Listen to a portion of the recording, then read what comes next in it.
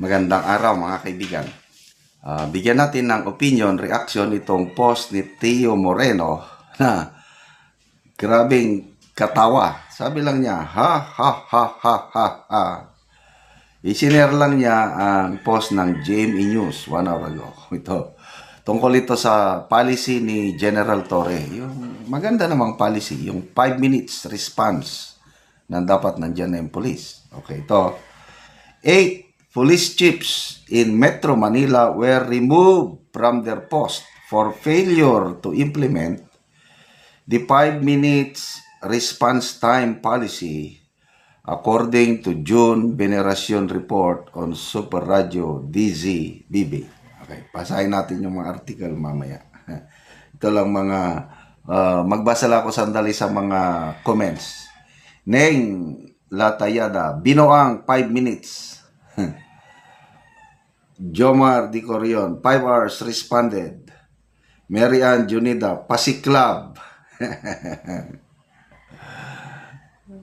Ano pa? Pasiklab. Joan Narbasa, nabuang na.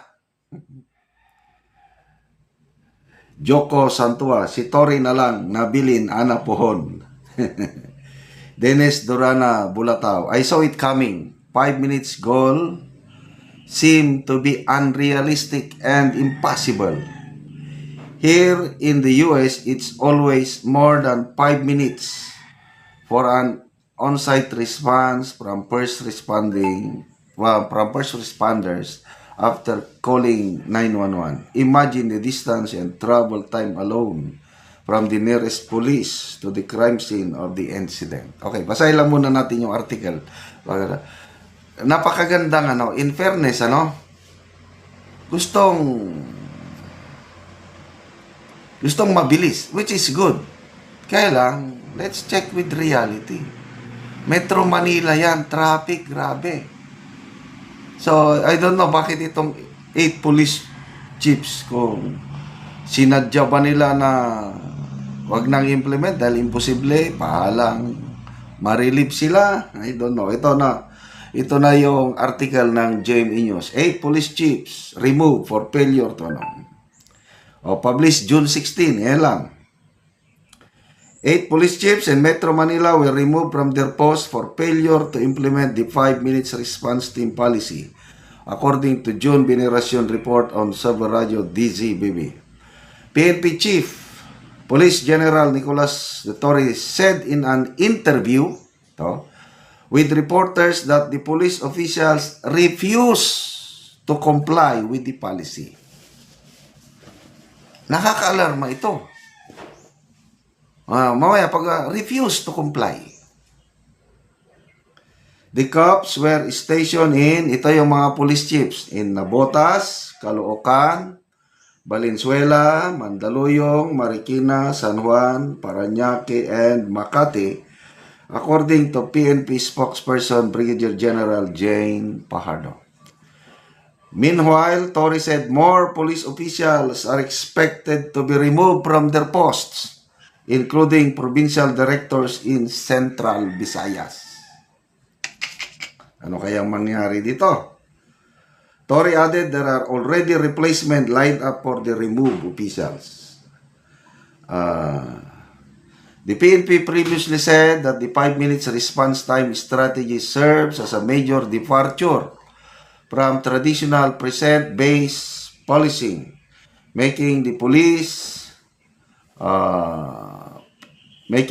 presence a more mobile, proactive, and people-centered approach. The program shall also ensure that calls for help are answered swiftly, professionally, at any hour. Ulitin natin, maganda yung adhikain ni General Torre. No question about it. Ang tanong lang dyan is, kumusta ang resources to implement it? Patrol cars. Paano yung mga maliliit na munisipyo na nag-iisa lang ang patrol car? Tapos sabay-sabay yung magtawag. Sa Metro Manila, papaano yung traffic? Ang daming factors to be involved eh. Kaya, kung tama itong nabasa ko refuse to comply, ibig sabihin, yung mga police chiefs, nakita na nila na hindi ulitin ko, PNP Chief Police General Nicholas Torre III said in an interview with reporters that the police officials refused to comply with the policy. So, 8 police chiefs yan, mga rangko siguro ito, mga lieutenant colonel. O colonel kaya. So, senior officers na. Hindi kaya sign of protest ito? So, sana naman, ulitin ko magandang adhikain ito na kung maipatupad, matutuwa ang taong bayan. Ang panalo nito, ang taong bayan. Kailangan kawawa naman itong mga police chiefs. But anyway, hindi ko alam ang dahilan ng 8 police chiefs na ayaw sumunod. Siguro nakita nila na itong nag-comment Dennis Bulataw sa US Hindi daw talaga sufficiente yung 5 minutes response. Okay. Evelyn Lerida. Unsay 5 minutes si Torre ang pasulayon anang 5 minutes yabang na unsa Spider-Man. Igang Diaz, PNP is planning to recruit Grab drivers to beat the time and drive through PNP soon to open. Rosalie Pardo, remove after 3 minutes, reinstated. Remove after 3 months, reinstated. Toby Rosales, wala pa na-activate ang teleportation jutsu at pwede teleportation. Casimiro Bukayo, lol, basin excuse run na niya, unya matanggal tong di na mutuo sa iya. Zani Kayas, yari ka sa US man gani, expected time of arrival is 15 minutes with all equipments pa na. Samantalang dire, ambot na lang. Yes, ako, 10 minutes, happy na ako sa 10 minutes Kaya lang 5 minutes, I don't know. Sana maipatupad nila, but kung alanganin, kawawa itong mga police chiefs na nasisibak.